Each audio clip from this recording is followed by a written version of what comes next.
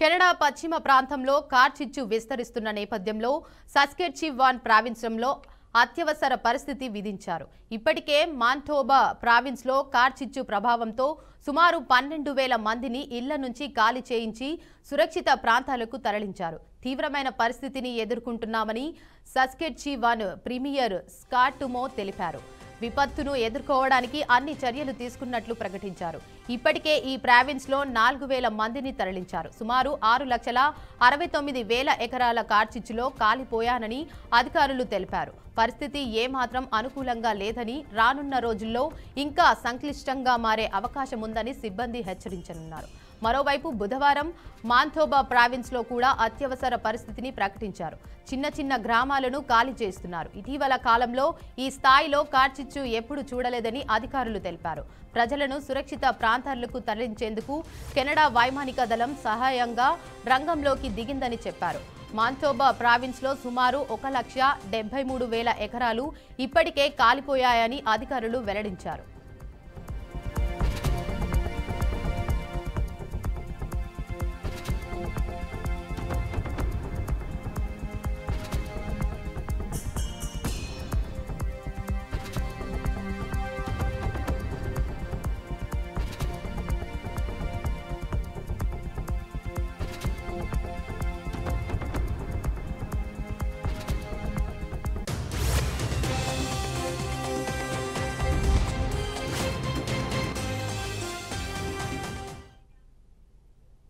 ఒడిశా రాష్ట్రం భువనేశ్వర్లో సంచలనం చోటు చేసుకుంది.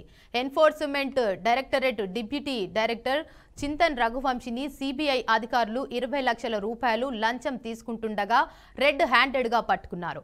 ఓ మైనింగ్ కేసును పరిష్కరించేందుకు సంబంధించిన 50 లక్షల రూపాయల లంచం తీసుకుంటుండగా అడ్డంగా బుక్కయ్యాడు. ఒక మైన్ ఆపరేటర్ రఘువంశి డిమాండ్ చేసిన లంచం అడిగిన విషయాన్ని సిబిఐకి సమాచారం అందించగా పక్కా ప్లాన్ వేసి అతడిని అదుపులోకి తీసుకున్నారు. 1.5 సంవత్సరాలుగా భువనేశ్వర్ జోనల్ ఆఫీసులో ఈడీ డిప్యూటీ డైరెక్టర్గా విధులు నిర్వర్తిస్తున్నారు.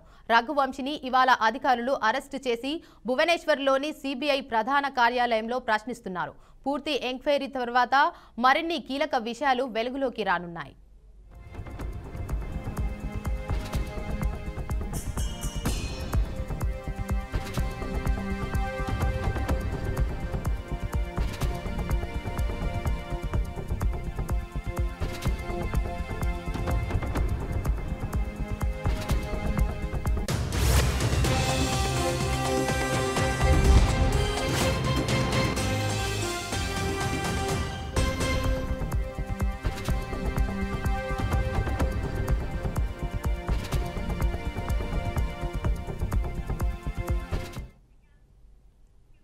జోగులాంబ గద్వాల జిల్లా కోదండాపురం స్టేజ్ సమీపంలో 44వ జాతీయ రహదారిపై ఘోర రోడ్డు ప్రమాదం చోటు చేసుకుంది.